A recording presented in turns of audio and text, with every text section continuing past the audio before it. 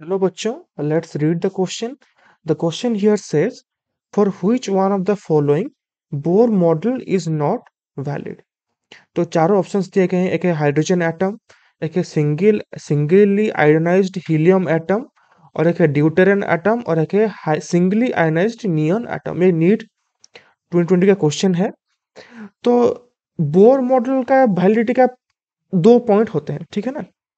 एक होता है क्या, एक होता है कि ये वैलिड फॉर क्या होता है, valid for single electronic system. Bohr model is valid for single electronic system. तो मतलब क्या है कि एक सिंगल इलेक्ट्रॉन होना जरूरी है बोर मॉडल के वैलिडिटी के लिए। तो अगर हाइड्रोजन में आप देखते हैं तो इसमें सिंगल इलेक्ट्रॉन है। अगर सिंगली आयनाइज्ड हीलियम एटम को देखेंगे तो उसमें भी एक सिंगल इलेक्ट्रॉन है। अगर ड्यूटेरियम को देखेंगे तो ड्यूटेरियम हाइड्रोजन का एक उसका आइसोटॉप है, वो भी सिंगल इलेक्ट्रॉनिक मॉडल है।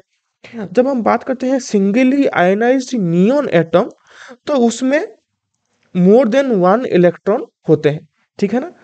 तो जो ये जो डी ऑप्शन है हमारा, singly ionised neon atom Ne+, ठीक है ना।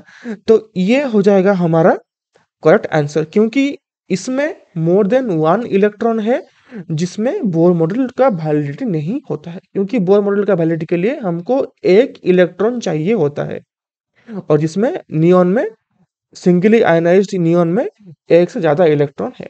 तो option D is the right answer. I hope you understand it well. Best of luck.